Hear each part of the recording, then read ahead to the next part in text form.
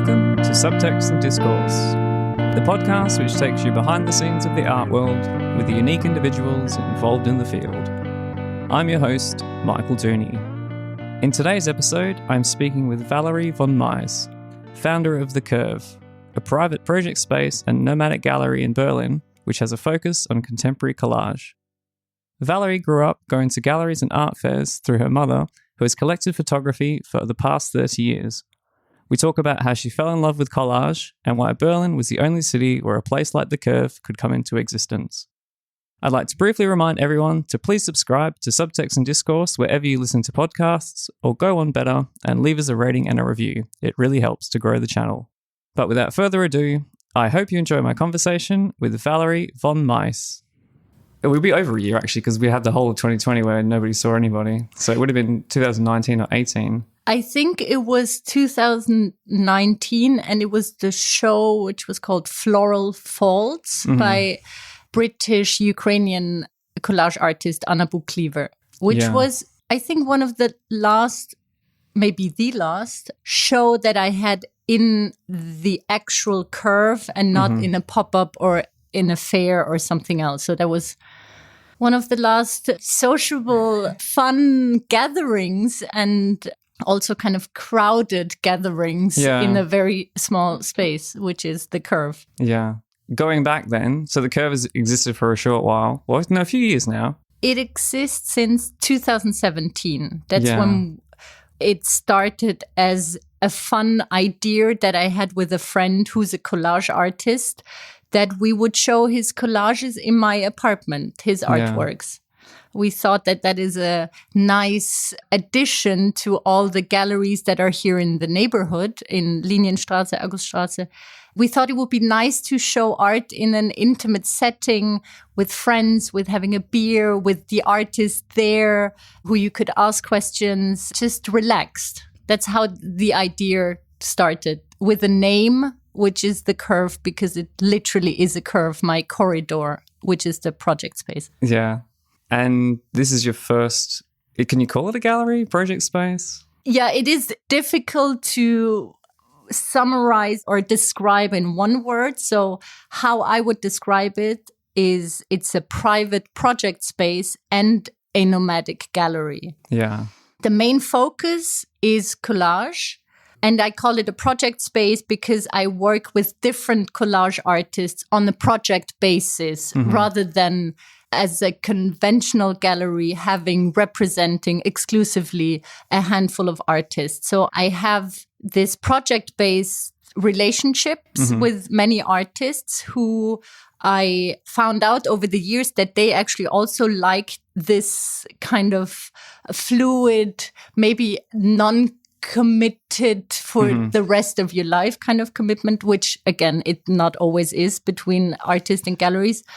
But this more kind of for the moment having a project, and which can also be extended. So some of the artists, I did a project and then we continued working together. So everything is possible. Yeah. And the term nomadic gallery is also describing The Curve because I do go to art fairs.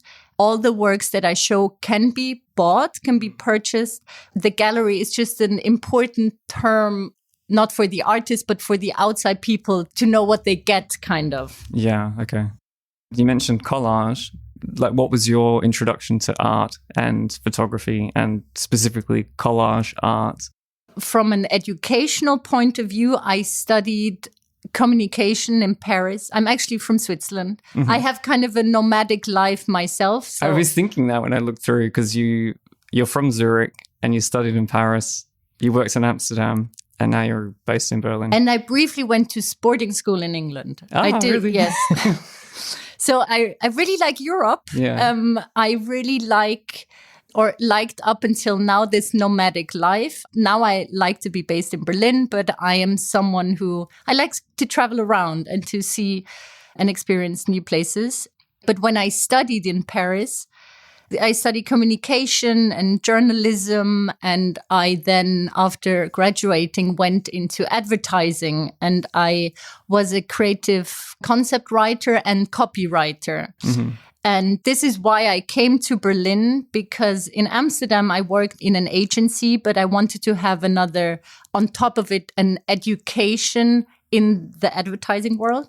And there is a really good school. It's called Miami Ad School. And it was founded in Miami, of course, as the name says. But they have different dépendances and different schools around the world. And there is one in Berlin. Oh.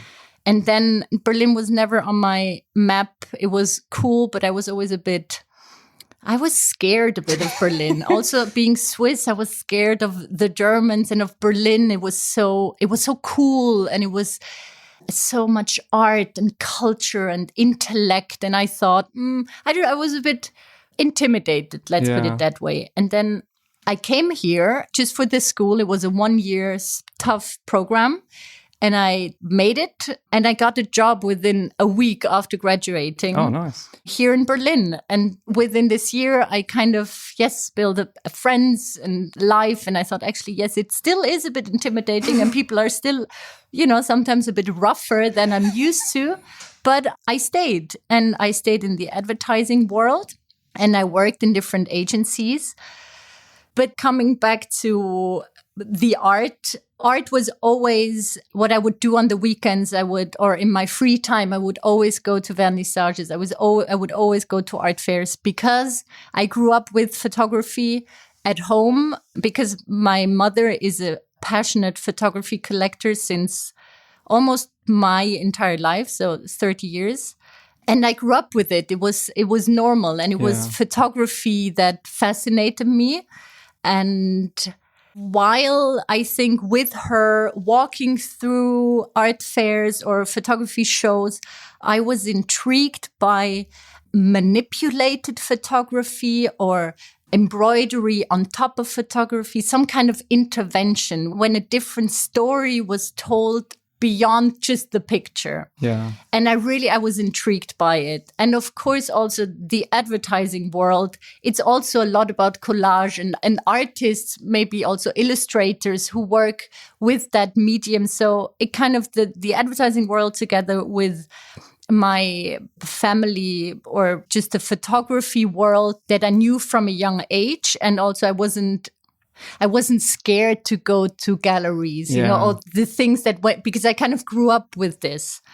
And then it led me somehow to this collage that I found so fascinating and so unique, because I like the aspect that it isn't an edition, that it is one of a kind, that you see the layers, you see the paper, you see sometimes glue, you see shadows. There's just so much to see.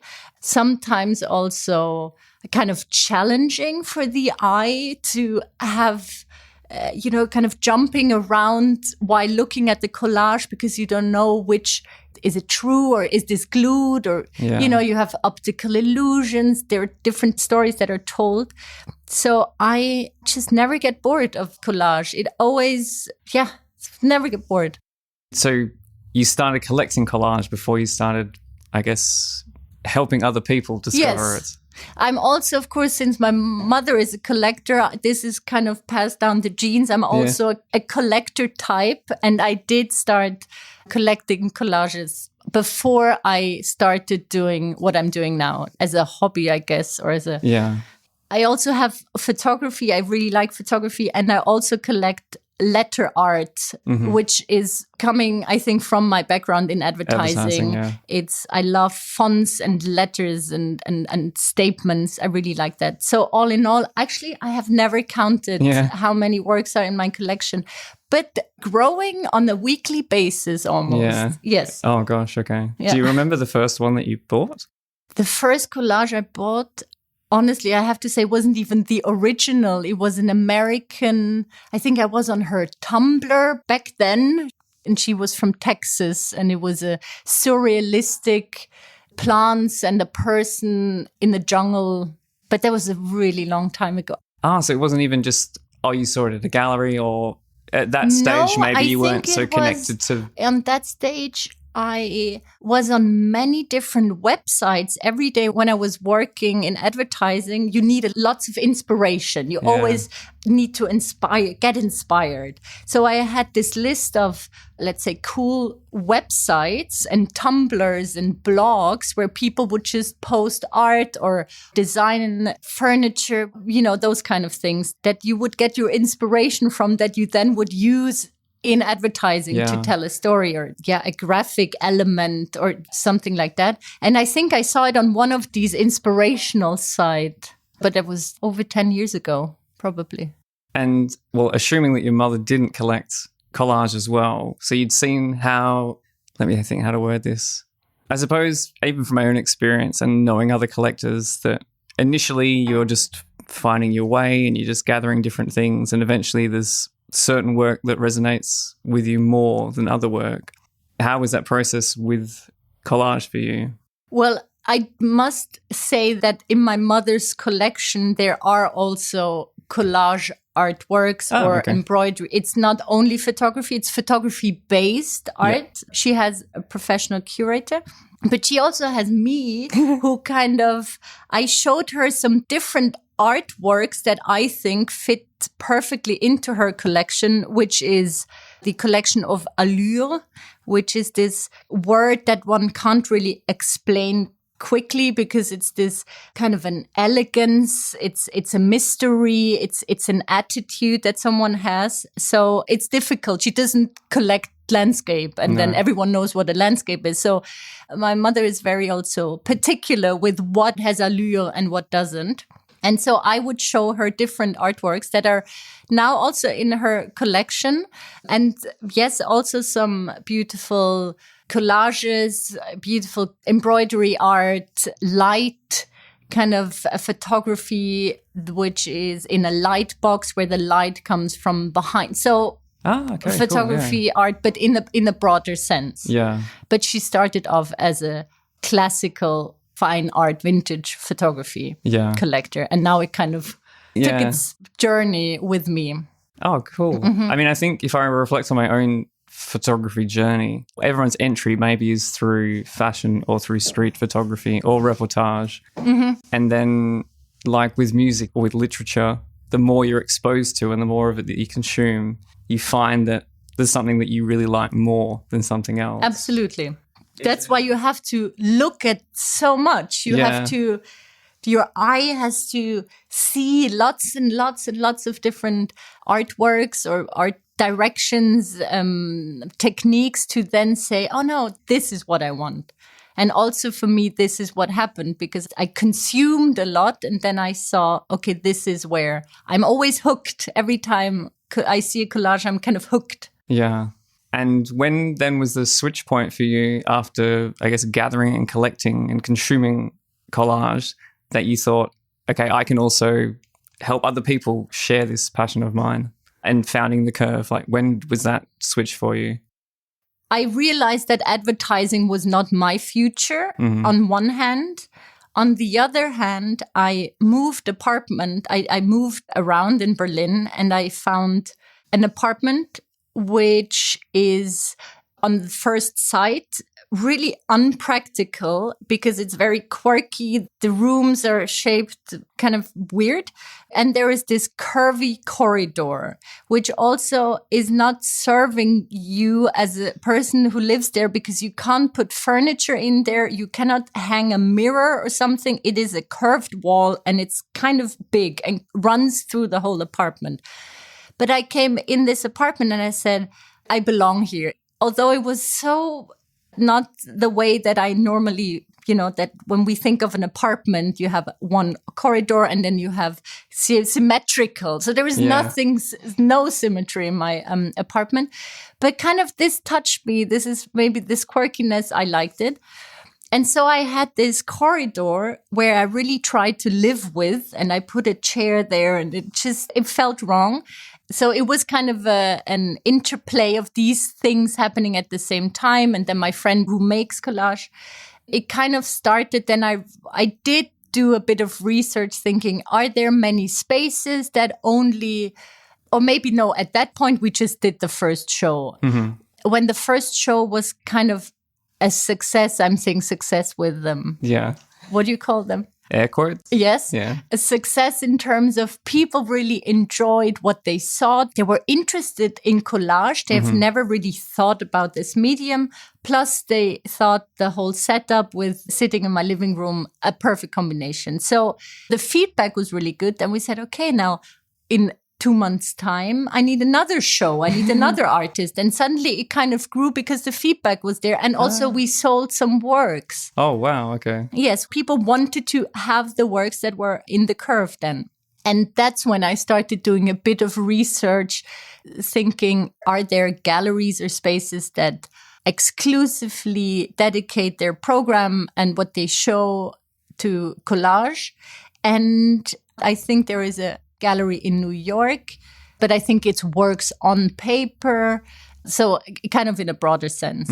And then I thought, well, there is my niche, being someone who is not a gallerist, who does not come from the conventional, let's say, art historic or auction house background. This is where my niche is, where I can really fill this point. There is no competition, let's say. Yeah. Plus, it's something that just fascinates me. And this is the driving force, is collage, because I love the medium. I want to spread collage. I want to, people need to see it and see it more and not see it as a side product of a painter. These collages are also beautiful and studies, etc. But I want to show collage as the main show act and not the side. So since this kind of initial exhibition that you held here and the positive response and the success, how did it then develop from that? Like, you had to do a bit of homework, let's say, to find out how does one have a space, have exhibitions? Exactly. Lucky me, I have friends who back then worked in galleries. I had my mother, who was always my advisor, and her curator. So I had my network. Yeah.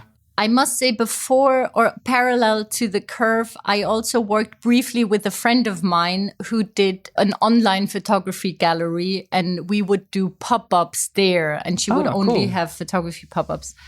So I did get into the gallery nitty-gritty, let's call it, the rules or the how it's done kind of things. But first, for me, more important was, do people like what they see? Does this have potential before I call it a gallery? Yeah. So it was all a process. It wasn't planned. It was somehow meant to be, with the apartment, with the artwork, with the setup, with Berlin. Also, Berlin is such an important factor in this story, because here I had, how do you call it? I was courageous enough to just start an art space in my apartment, because in Berlin, everything, you just do it. You know, it's kind of, people just have an idea and then they do it with not that much hesitation and what ifs. And, you know, I'm not a proper gallerist like in the books. Am I allowed to do this? Do people take me serious?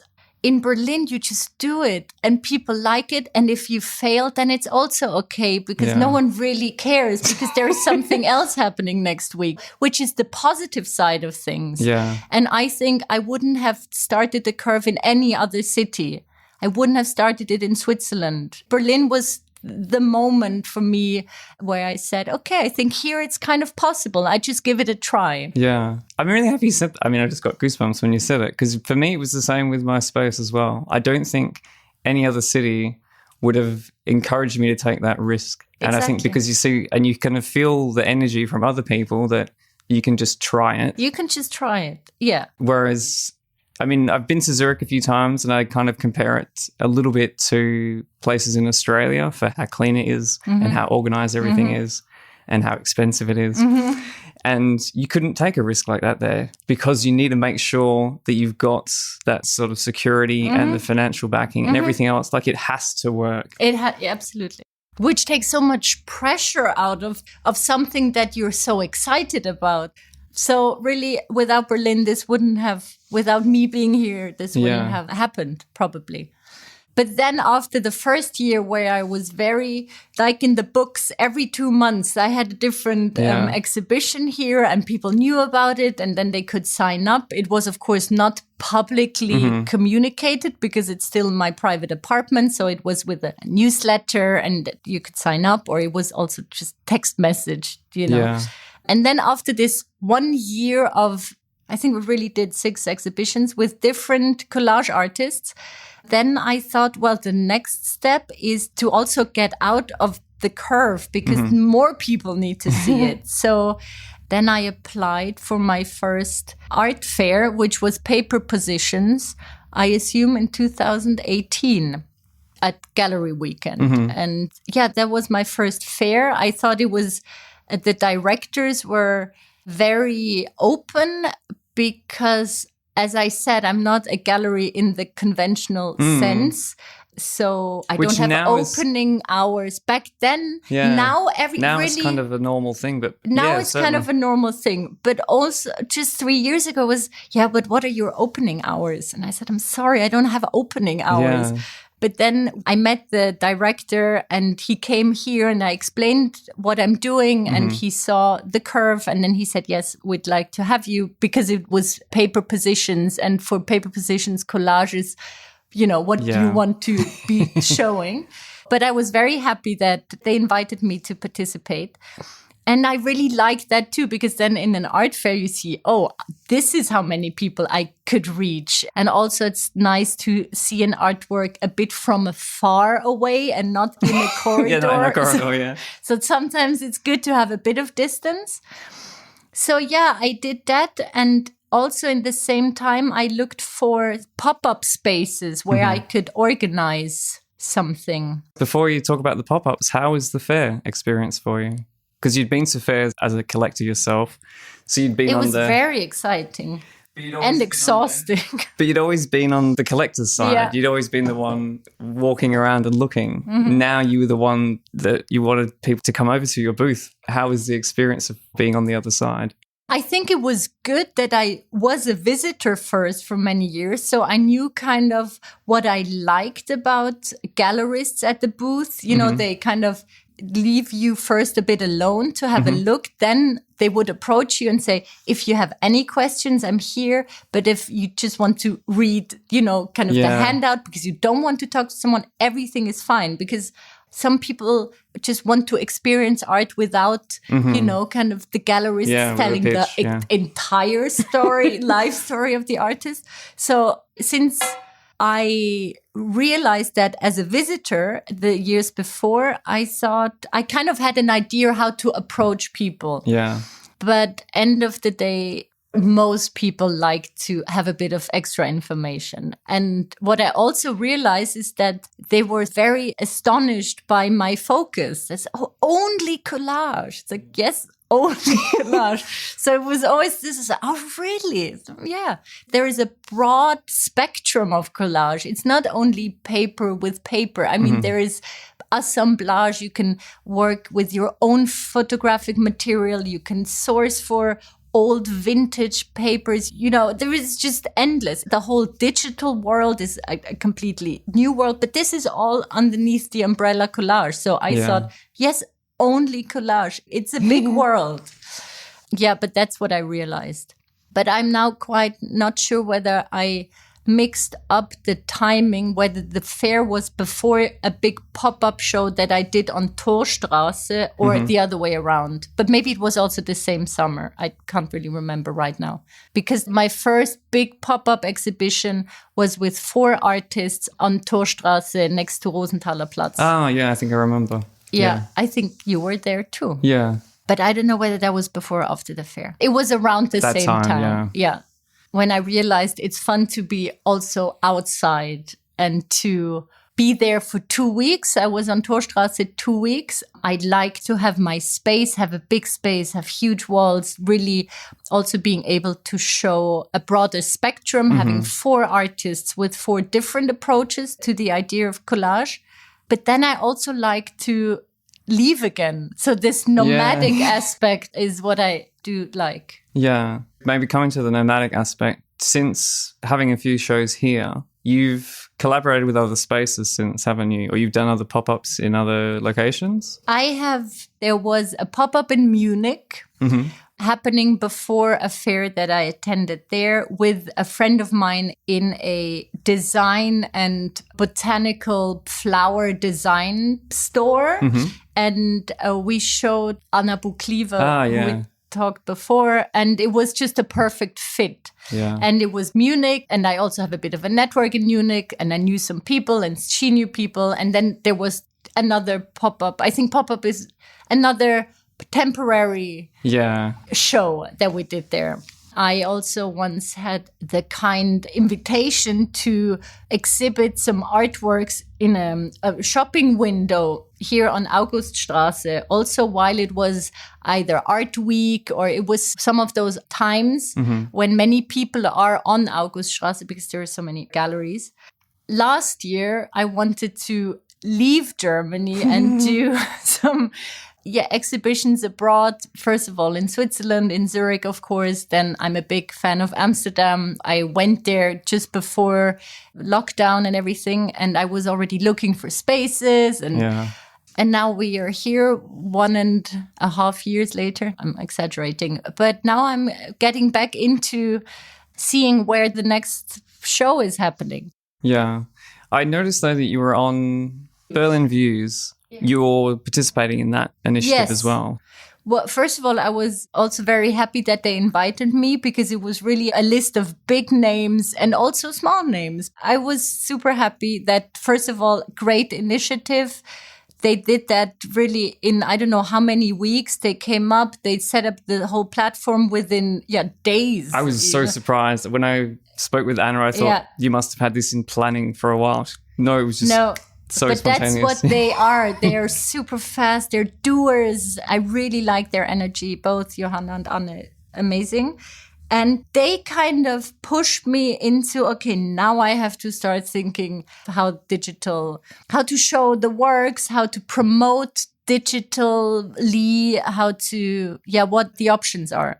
But I have started early, before the pandemic and everything. I am on Artsy, which was part of the deal for myself, saying if I don't have an actual showroom where people can come in every day, I need to have Artsy as my, let's say, digital gallery space because it's so nicely put together. The artworks look great. The whole website is amazing. People know Artsy from all over the world. So this is an investment that I did from the beginning to have a subscription, not subscription, what do you call it? Just membership. To be a membership there and to have the curve on Artsy. Yeah. Because it's a great platform. And then Berlin Views was amazing because every month they said, now you can have so please change the artist you're showing. Yeah, there was so much energy. It was really a great initiative. And what else? Well, then last year, which was already in discussion before the whole thing started, is that together with an artist of mine, Dennis Busch, who is the co-editor of The Age of Collage, which is a book. It has 3 volumes, 3 different books, Age of Collage by Gestalten. And they released the 3rd volume last year. And I said, Dennis, it's such an amazing book. I call it my Bible. It has all contemporary collage artists in there that are amazing. So everyone should buy it. One of those 3 volumes. And then so we said, yes, okay, when is this book released? In October, it's coming out.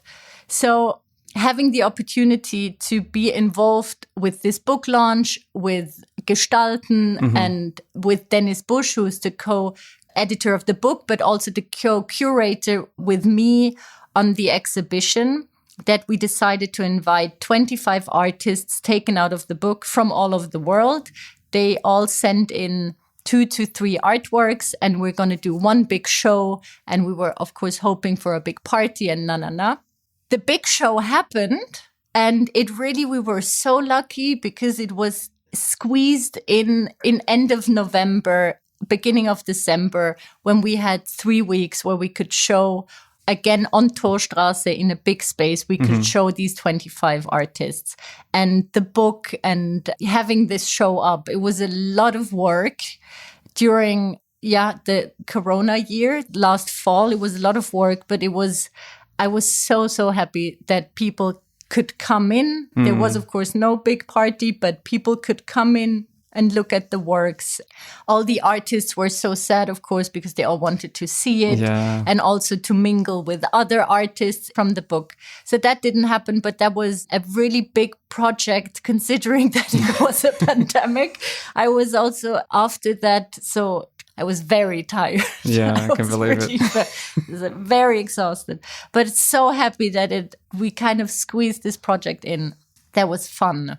And it was not digital. Yeah. We did, of course, a 3D virtual tour and so on. Oh, is that still available online? The 3D I think it still is available. It's on my website. Everything can be found on my website. Oh, cool. Yeah, I think this one, it's still available. Nice. And then I guess at the moment, you're still trying to work out how everything goes. And at the moment, I'm working with a fantastic artist, Justine Läufer, who's a photographer and collage artist. So she's a fashion photographer since 20 years. She's from London, but is based in Berlin now.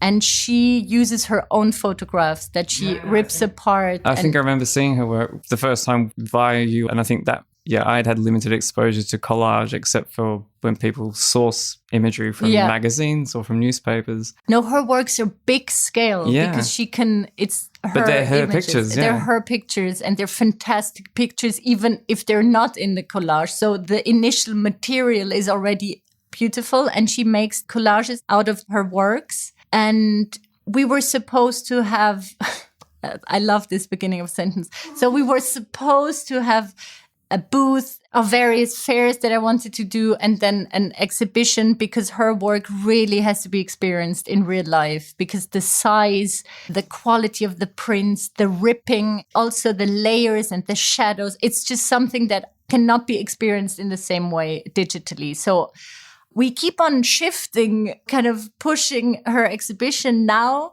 It is going to be set at Positions in Tempelhof.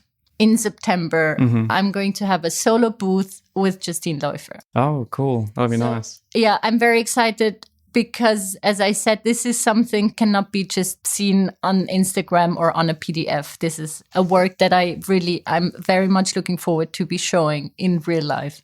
Yeah. How do you feel then with it? Just thinking now in general, because I feel the same way with a lot of works, and particularly with collage or anything that has a kind of intervention. You need to see it in 3 dimensions. You can't just look at it flat on the screen. Like you have to see and feel, not necessarily feel by touching, but just to get an impression of the texture and how it changes in the light and those different aspects of the work. Had you seen anything over the past year? Because there was so much digital presentation of work. Was there anything that even came close to being able to replicate it? I think it cannot be replicated.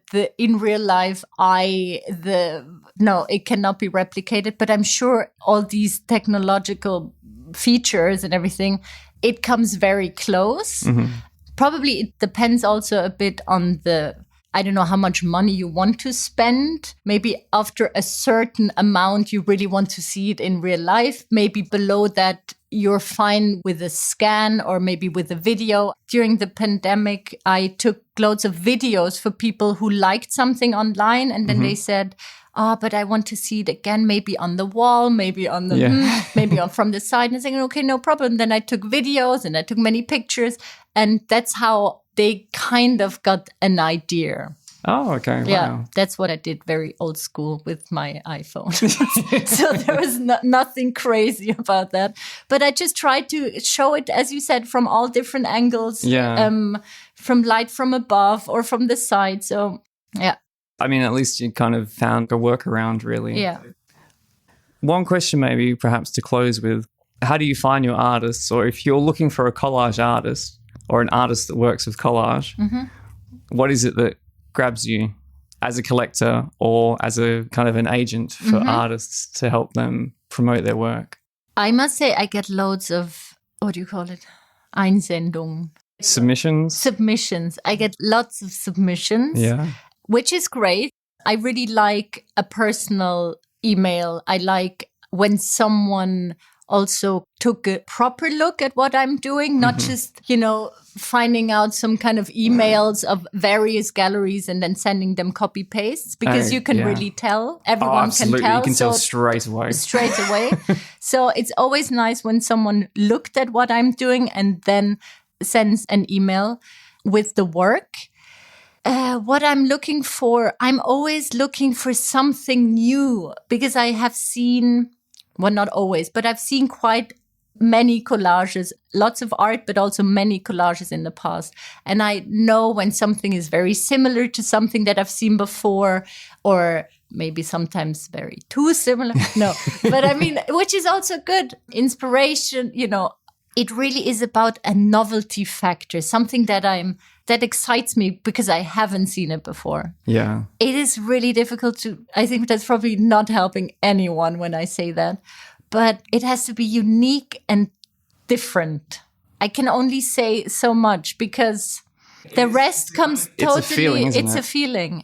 If I see it, it can be in a gallery, it can be at an art fair or on Instagram. If I see it and it does something, it's a feeling, something is being triggered, then I want to contact this person, or I want to know more how it's done, but I don't have kind of a list that people, tick the boxes and then this is a good collage.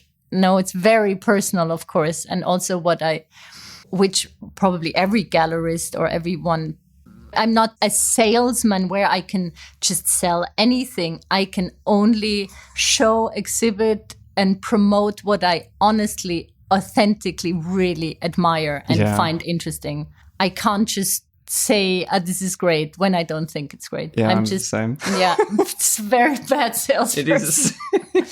But I think people who come and they feel that. They feel if you have a genuine passion or a genuine excitement about an artist, everyone can feel it. And if it's just a sales pitch, then people can also tell.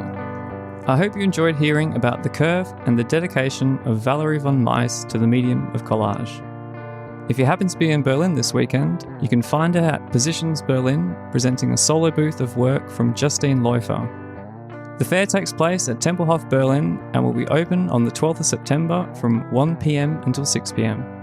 There are links in the show notes to everything that we spoke about, including the Age of Collage book and virtual tour of the exhibition. I'd also encourage you to follow The Curve on Instagram, where you can keep up to date with their activities. As always, if you have any questions, comments, or feedback about this or previous episodes of the show, you're more than welcome to get in touch. Please also follow and subscribe to Subtext and Discourse on your favourite podcast platform. Thanks again for tuning in. My name is Michael Dooney, and you've been listening to Subtext and Discourse.